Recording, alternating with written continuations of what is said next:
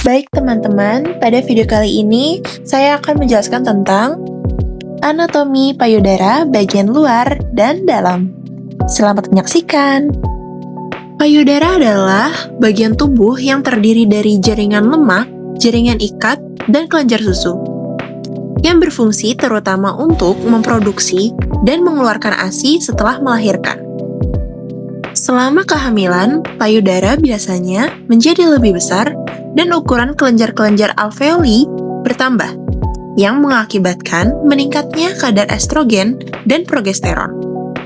Hal ini berlangsung hingga produksi ASI mulai berlangsung. Pada saat bayi mulai menghisap air susu dari puting susu, akan timbul stimulasi dan kelenjar hipotalamus dan kelenjar pituitari di dalam otak untuk mengeluarkan dua hormon yang disebut oksitosin dan prolaktin.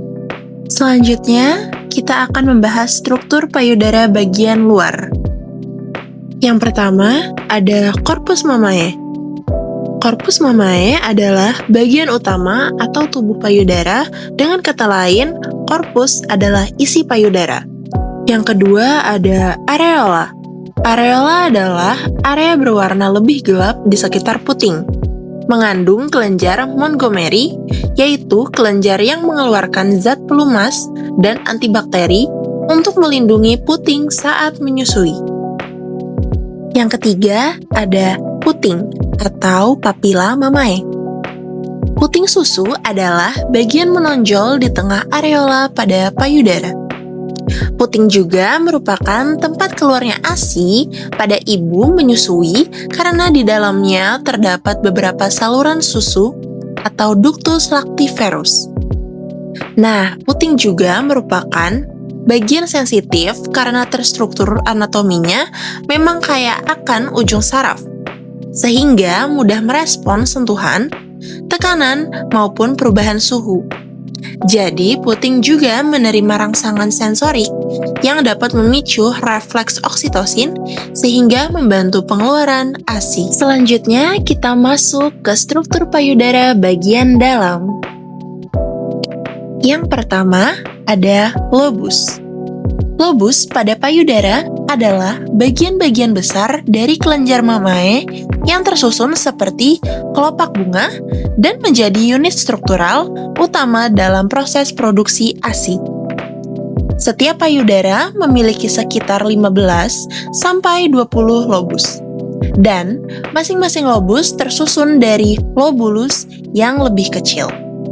Fungsi dari lobus, yang pertama, sebagai unit utama produksi ASI melalui alveoli di dalamnya. Kedua, mengalirkan ASI menuju ductus lactiferus. Ketiga, memberikan struktur bagi kelenjar mamae. Yang kedua, ada lobulus.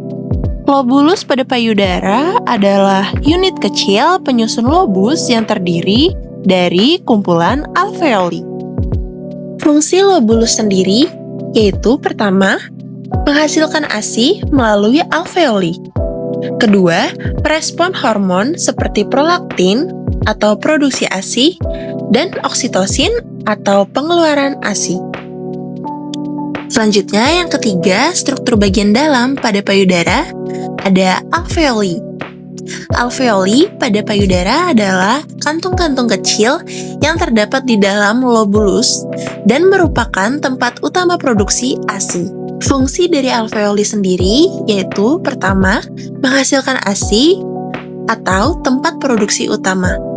Yang kedua, menyimpan ASI dalam jumlah kecil sebelum dialirkan ke ductus.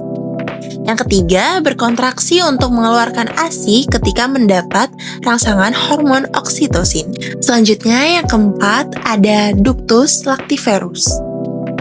Ductus lactiferus pada payudara adalah saluran yang membawa ASI dari alveoli menuju puting susu. Dan fungsi ductus adalah, pertama, mengalirkan ASI dari alveoli ke puting. Kedua, menyimpan sedikit ASI pada bagian sinus lactiferus sebelum bayi menyusu.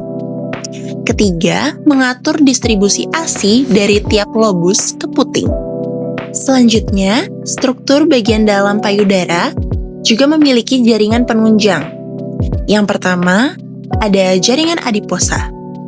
Jaringan adiposa atau jaringan lemak yang mengisi ruang di antara lobus dan struktur kelenjar mamae dan berfungsi menentukan ukuran payudara.